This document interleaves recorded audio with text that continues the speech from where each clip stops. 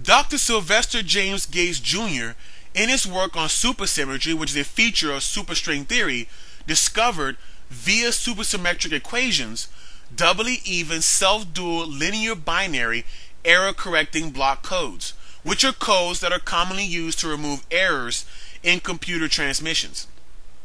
This discovery has been highly touted by some as being a huge deal. So huge, some have even claimed it is hard evidence for the simulation hypothesis, that is proof we are in a matrix computer program, and even proof that God exists. The salient problem is this discovery actually means nothing for two simple reasons. Neither superstring theory nor supersymmetry are scientific facts, and neither one has any basis in reality. To understand why, we must first know what superstring theory and supersymmetry is. Superstring theory is basically the version of string theory that incorporates fermions and supersymmetry. And supersymmetry connects standard model particles to a superpartner. For example, every boson has a corresponding superfermion associated with it. Superstring theory does not have a basis in reality because reality confirms there are 4 dimensions, but superstring theory entails 10 dimensions. Also, if I'm not mistaken, the strings of superstring theory, which are one-dimensional oscillating lines, have not been observed or experimentally confirmed. And supersymmetry has no basis in reality because as of now, the superpartners have not been observed, and even worse, the Large Hadron Collider has found no signs of supersymmetry, which means as of now it has no basis in reality and thus is not true. And since supersymmetry and superstring theory are not true and have no basis in reality, then the strange computer code discovered via them and the various outlandish claims based off of that, like the notion that we live in a matrix, carry no weight and mean nothing. But if one digs deeper, one can find that even the discovery in and of itself means little to nothing. One person, who to my knowledge has no name or internet moniker, said this in response to Mario Maserati after Mario Maserati linked to Johannes Ross's video with the claim of, quote, "Looks like we're in the Matrix after all, brothers," unquote.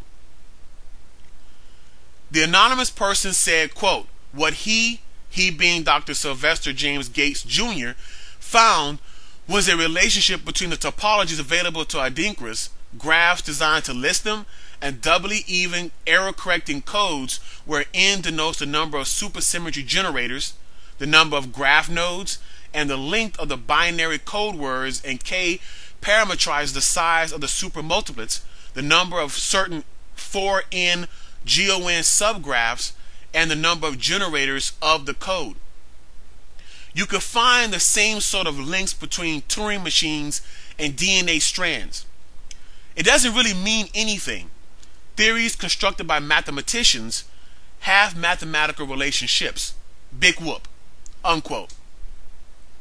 Richard Garfinkel on the website absoluteright.com queried his brother David Garfinkel about the situation of computer code being found hidden in superstring equations. David Garfinkel said, 1. There are no experiments to test string theory, so we don't know if any of it is true.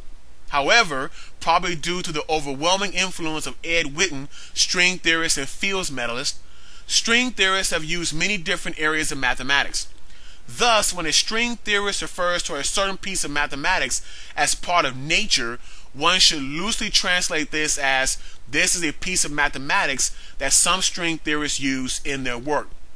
And while the probability of it actually being part of the correct description of nature is not 0, it is pretty damn small. 2.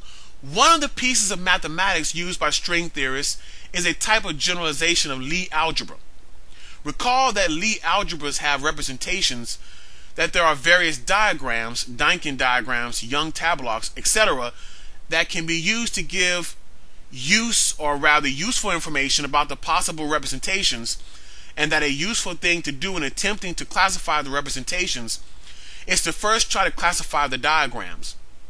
Now, Consider trying to generalize all this stuff about representations and diagrams for Lie algebras to the generalization of Lie algebra studied by string theorists.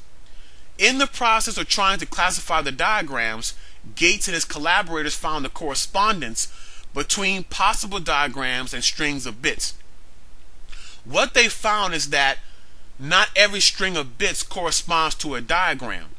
Rather, the strings of bits that do correspond to diagrams have a particular kind of redundancy, basically the pattern repeated.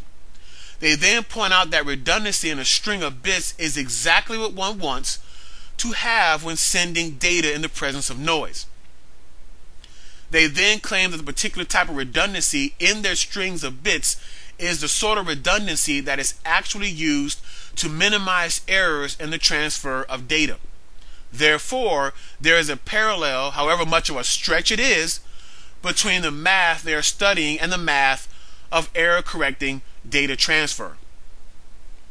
Either Richard or David Garfinkel went on to say that there is no evidence that string theory corresponds to reality, since string theory doesn't have experimental results, and that even if it did correspond to reality, there's still the possibility that this is a mathematical coincidence. Continuing, either Richard or David Garfinkel said there are such things. For example, there is a correspondence in underlying mathematics between the harmonics of sound waves and the quantized values of quantum mechanics. But this doesn't mean that quanta are sound.